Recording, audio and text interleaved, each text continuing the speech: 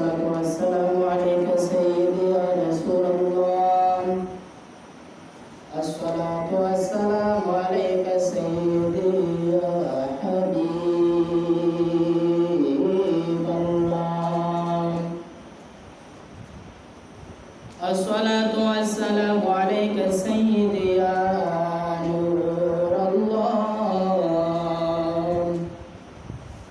الصلاة والسلام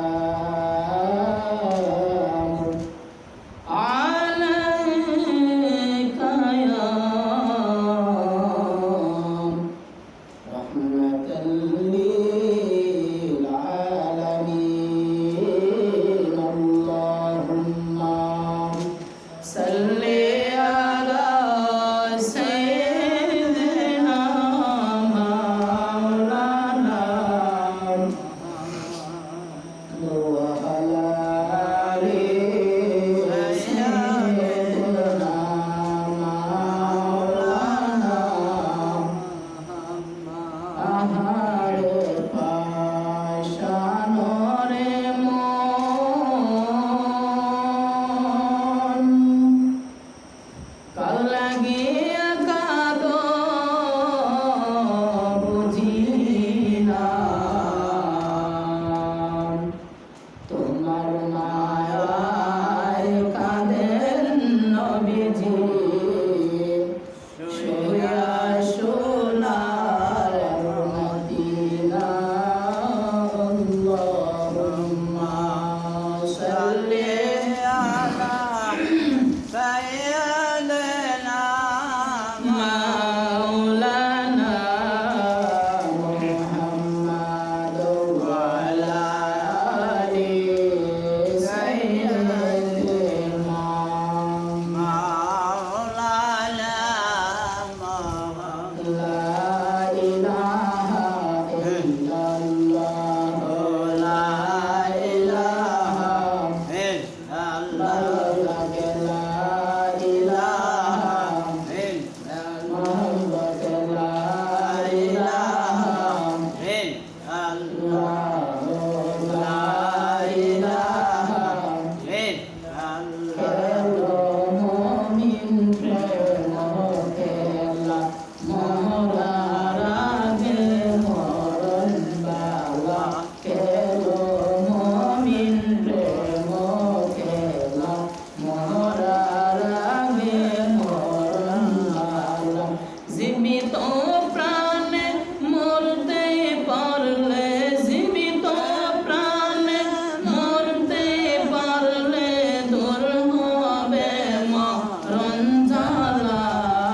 লা ইলাহা ইল্লাল্লাহ লা ইলাহা ইল্লাল্লাহ লা ইলাহা লা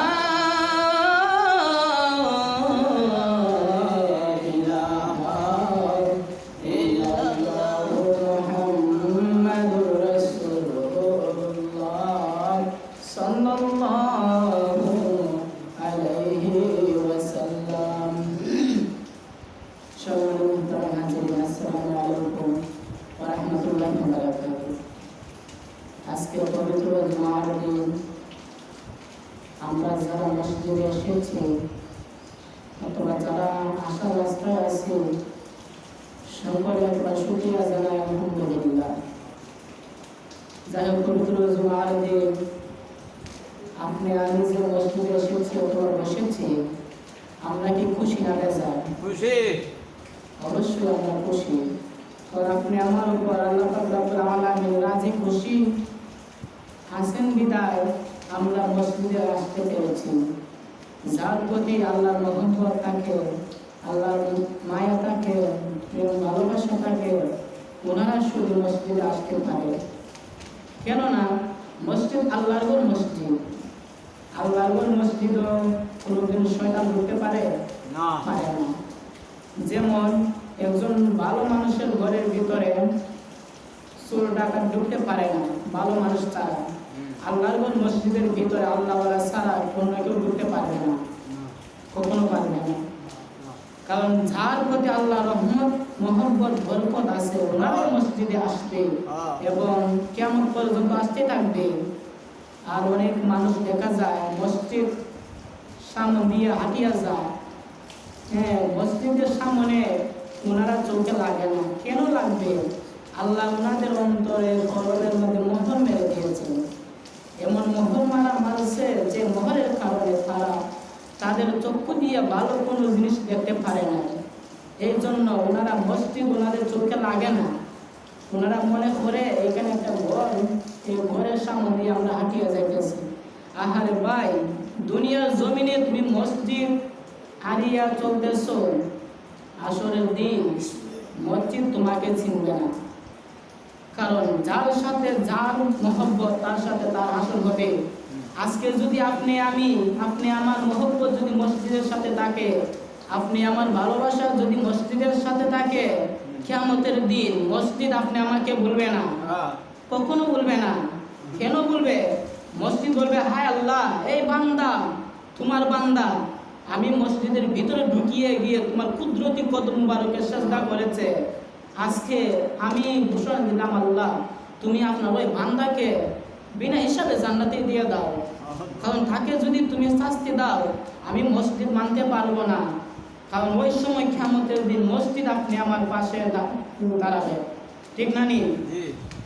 যাই হোক, আমরা এখনো যারা মসজিদে আসি নাই, হ্যাঁ আমরা অল্প কিছুক্ষণের ভিতরে আসার চেষ্টা করব। আমরা সপ্তাহে একদিন মসজিদে আসি, এটা হয়তো আমাদের একটা আনন্দ হয়ে গেছে। প্রতি সপ্তাহে একদিন আমরা মসজিদে আসব, আর 6 দিন আসা লাগবে না, তাই না? 6 দিন মসজিদে আসা লাগবে না, সপ্তাহে একদিন শুক্রবারে আসলে হবে না। বাবা, এইভাবে দিন যায় না। আপনি দৈনিক 3 বেলা ভাত খান, 3 বেলা খাওয়ার মধ্যে যদি আপনি সপ্তাহে একদিন ভাত খান, আর যদি সপ্তাহে 3 সাথে 21 বেলা যদি আপনি না খান, আপনি বাঁচতে পারবেন? আপনি কখনো বাঁচতে পারবেন না। কেন পারবেন না? আপনার রিজিকের পুরা হলো, দেহের পুরা হলো কি?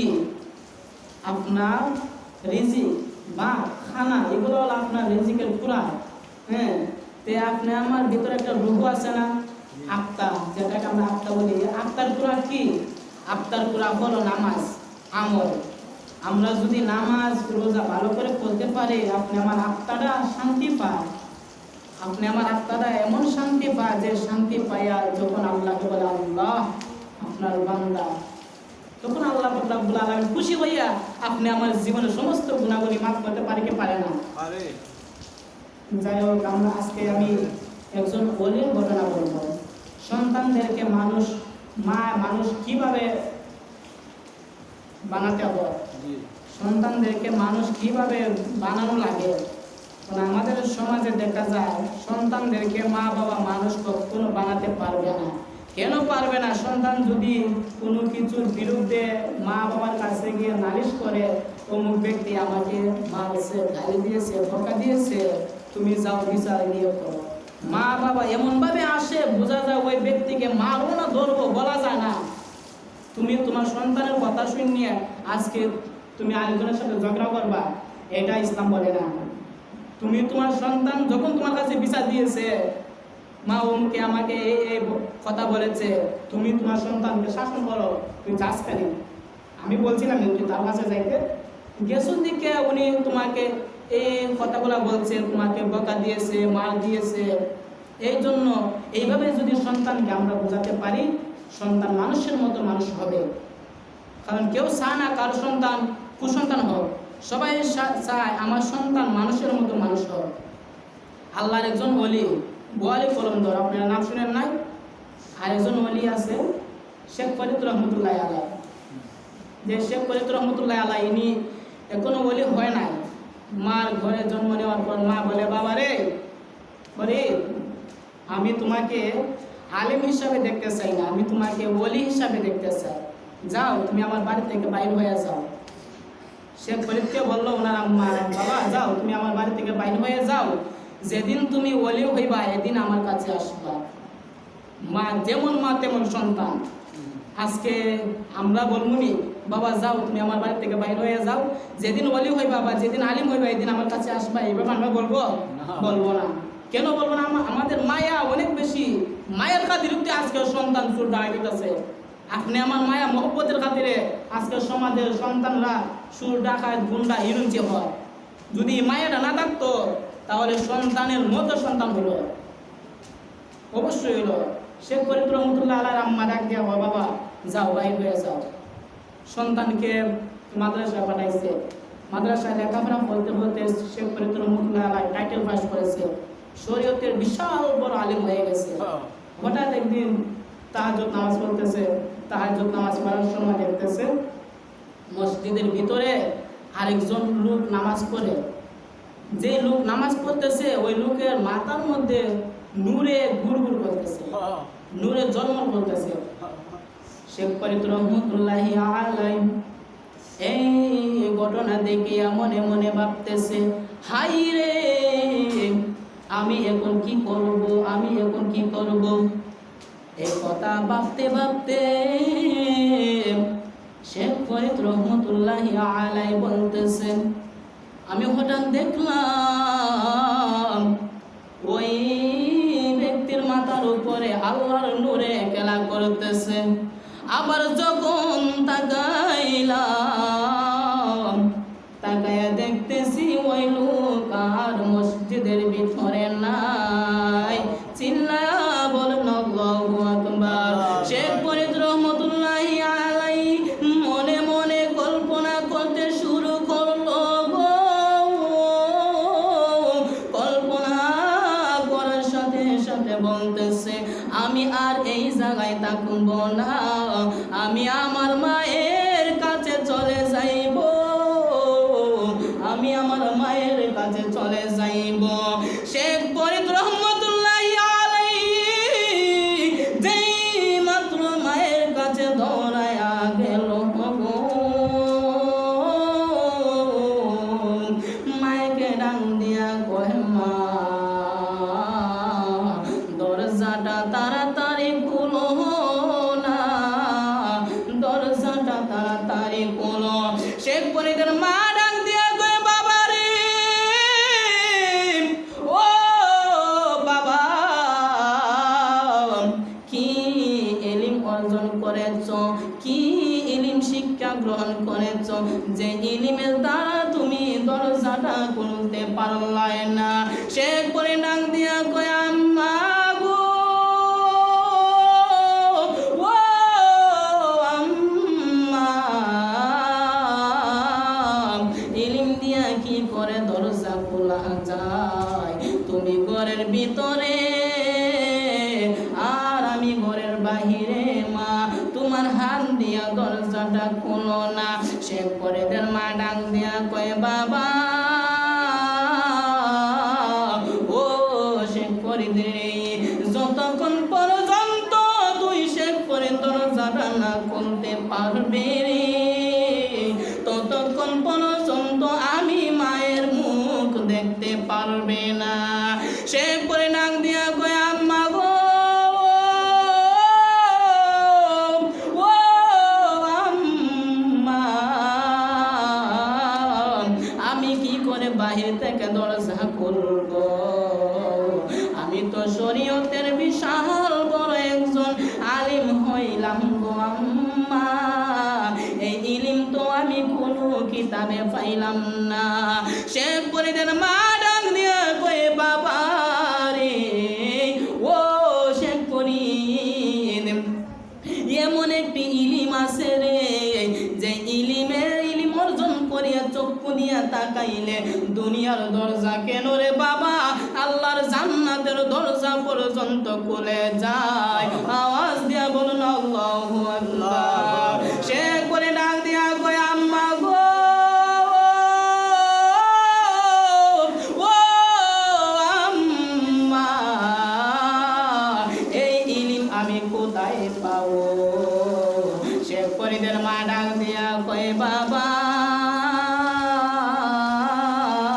ও বাবা আরে ডাক্তার হইতে গেলে ডাক্তারের কাছে যাওয়া লাগে, ইঞ্জিনিয়ার হইতে গেলে ইঞ্জিনিয়ারের কাছে যাওয়া লাগে, আলেম হইতে গেলে আলেমের কাছে যাওয়া লাগে, মাওলানা সাহেব হইতে গেলে মাওলানা সাহেবের কাছে যাওয়া লাগে, হাবিব সাহেব হইতে গেলে হাবিব সাহেবের কাছে যাওয়া লাগে, আল্লাহর ওলি হইতে গেলে আল্লাহর ওলির দরবারে যাওয়া লাগলো। ওই সে করি তুমি তো মাদ্রাসায় লেখাপড়া করে তুমি আলিম হয়েছ, তুমি শরীয়তের আলিম হয়েছ, তুমি এখনো ওলি হতে পারো নাই। যাও, যে সময় তুমি দরজা খুলতে পারবাই ওই সময় আমার সাথে দেখা করবাই। মা ডাক দিয়া কইছে করি ও শেখ ফরিদ, যাও আমি তোমাকে একটা রাস্তা দেখাই হাতে। ওই আম্মা ও আম্মা গো, কি রাস্তা তাড়াতাড়ি দেখায়া দাও। শেখ ফরিদের মা ডাক দিয়া কয় বাবা রে, যাও আজকে সকাল বেলা যার সাথে তোমার প্রথম দেখা হবে তুমি তার কাছে গিয়া মুরিদ হইবা।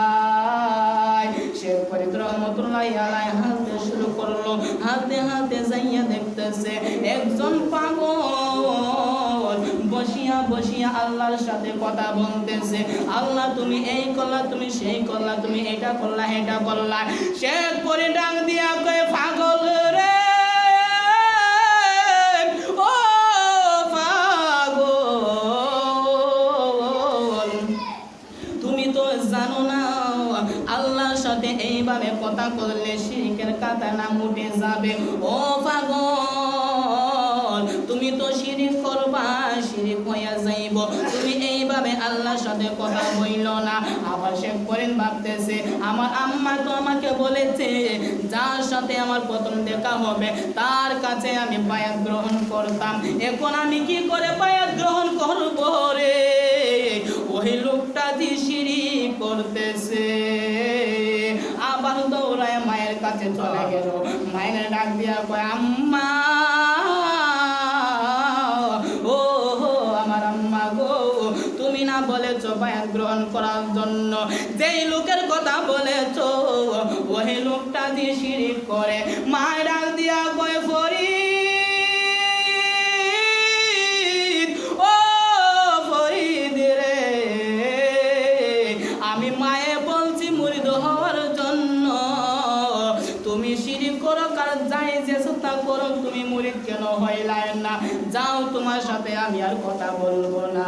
শেখ ফরিদ বলে মা আমাকে ক্ষমা করে দাও, আবার আরেকটা রাস্তা দেখাইয়া দাও। ওই শেখ ফরিদের মায় কি করলো রে বাবা, ওই একটা কাগজের টুকরার মধ্যে একজন ওলির নাম লেখলো, ওই ওলির নাম হলো ওয়ালি কলন্দর রহমতুল্লাহি আলাইহি। ওই ওলির নাম লেখা বলে যা শেখ ফরিদ ওই কাগজটা নিয়ে চলে যা, আর যাওয়ার সময় অনেক জংলা তুই পাড়ি দিতে হবে, জংলার মধ্যে অনেক বিপদ হতে পারে, আর ওই জংলা পাড়ি দিয়া একটা বিশাল বড় নদী দেখবি রে, ওই নদীটার ওপারে ওই ব্যক্তির সন্ধান পাইবি। এবার মায়ের যখন কাগজের মধ্যে চিঠি লেখা দিল, লেখার সাথে সাথে মায় বলতেছে এ ফরিদ আরেকটা কথা শুনে যা, যেই জায়গা তুই বিপদে পড়বি রে আমার নবী কামলিওয়ালা দুরূদ পড়তে শুরু করবি। এবার হযরত শেখ ফরিদ রহমতুল্লাহি আলাইহি মায়ের হাতের চিঠি পাইয়া আবার চলতে শুরু করলো। যাইতে যাইতে যাইতে যাইতে এক জঙ্গলার ভিতরে গেল, যাইয়া দেখতেছে রে বাবারা ওই জঙ্গলার ভিতরে বিশাল বড় একটা বাঘ, বাঘে এমন ভাবে হাফ হইরা লই রইল। আর শেখ ফরিদ বলতেছে আমার মা তো বলছে বিপদ হবে, আমার মা তো বলছে যে সময় বিপদ হয় ওই সময় আমার নবী কামলিওয়ালা দুরূদ শরীফ পড়তে। ওই শেখ ফরিদ রহমতুল্লাহি আলাইহি নবীর দুরূদ পড়তে শুরু করলো। দুরূদ পড়তে পড়তে পড়তে পড়তে তাকাইয়া দেখতেছে জংলার বাঘ জংলায় নাই।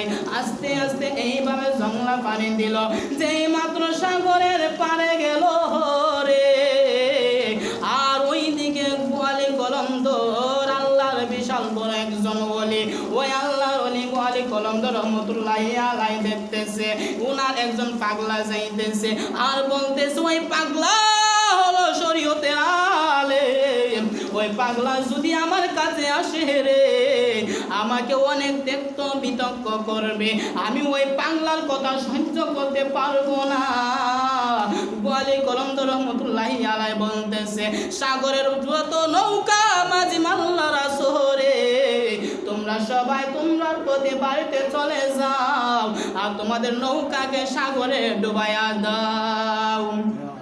ওয়ালি কলমদর রহমতুল্লাহি আলাইহি ওই পাগলা যেন ওনার কাছে না যাইতে পারে এই জন্য সাগরের নৌকাগুলা ডুবাইয়া দিল।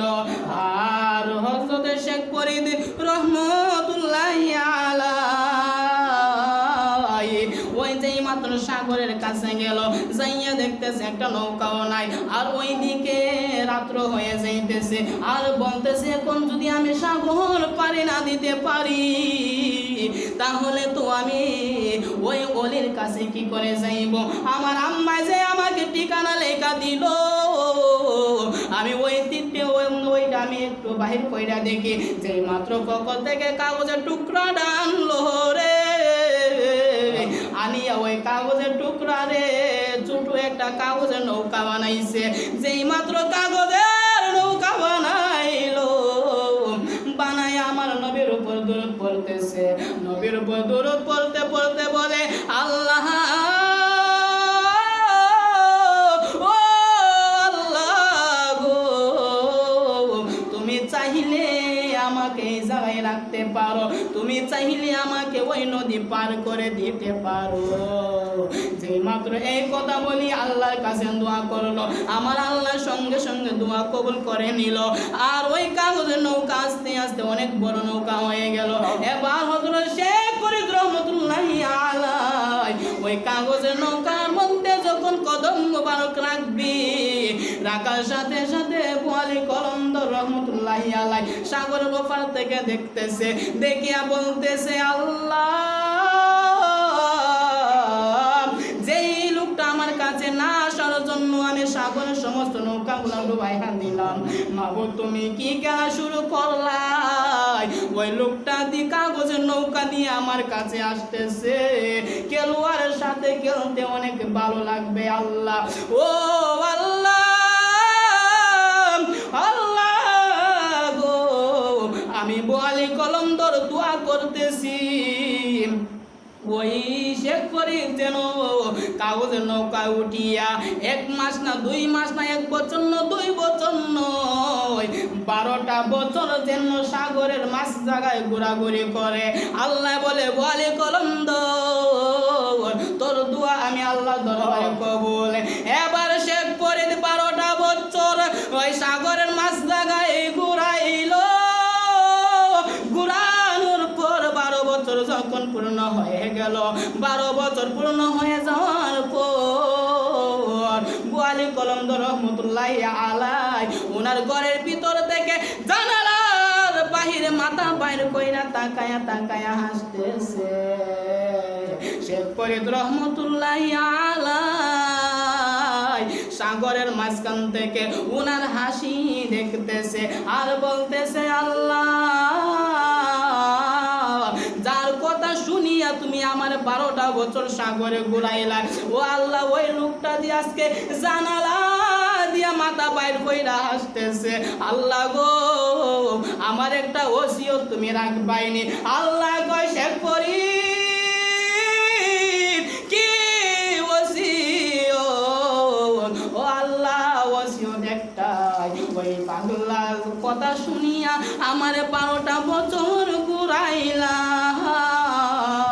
আমি দোয়া করি আল্লাহ মাথা বাহির করছে, মাথা যেন আর জানালার ভিতরে না যায়।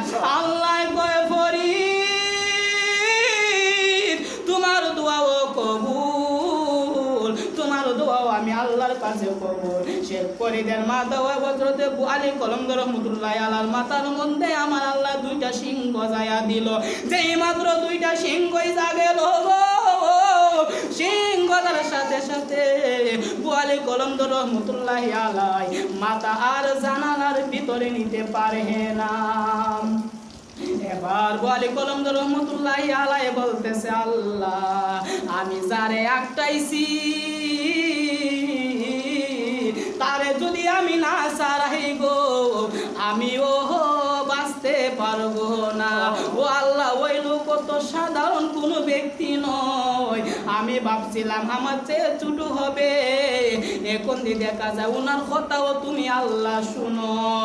ও আল্লাহ গো, ও আল্লাহ, আমি দোয়া করি উনাকে তুমি বিপদ থেকে উদ্ধার করো। এই কথা বলতে না বলতে শেখ ফরিদ রহমতুল্লাহি আলাইহির কাওয়াদের নৌকা সাগরের কিনারা পৌঁছে গেল। এবার হযরত শেখ ফরিদ রহমতুল্লাহি আলাইহি বলতেছে, আল্লাহ